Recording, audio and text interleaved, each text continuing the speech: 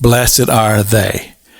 And this is the list of 8 of those in chapter 5 of the book of Matthew, blessed are. And he starts off with blessed are the poor in spirit, they that mourn, the meek, that hunger and thirst after righteousness, and the merciful.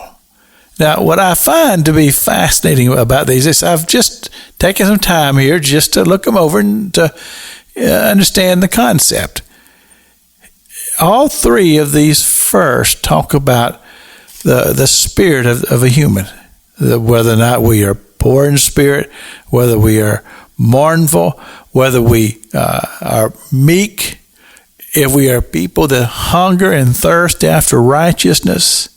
But then you look at number 6 and you begin to see manifestations of a person who has allowed the Holy Spirit to do a work in your life. And it's caused you to not be the person who goes around saying, look at me and I deserve. Because the truth of the matter is that we don't deserve anything. Unless you'd say, I deserve death and hell.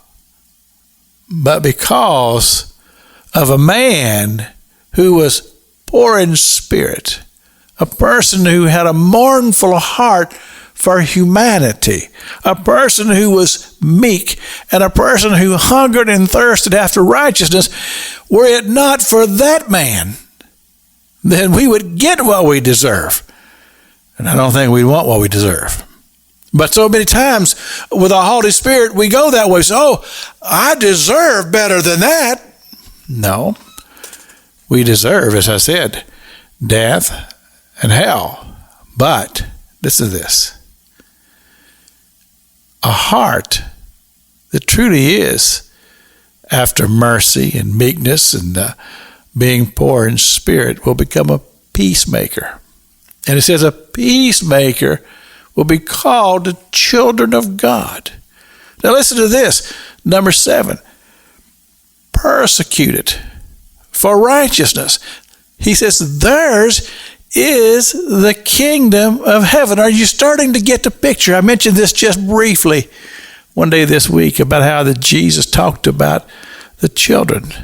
And he talks about how that the children, they have such a heart that's easily for them to receive the blessings of God.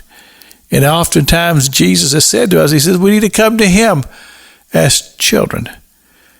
In other words, not demanding and not with great expectations of our own greatness or blessings, but simply as a person with a human heart that's become pliable, as a person who hungers and thirsts after righteousness, is merciful and has become a peacemaker.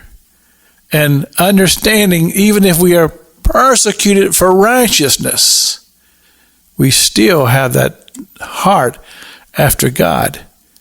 And that when man revile you, this is what he says, rejoice and be exceedingly glad. Like I said, that defies all human logic. But in the spiritual realm, it simply says this: Holy Spirit, lead me. It's Pastor Jack King with the gospel on the radio broadcast.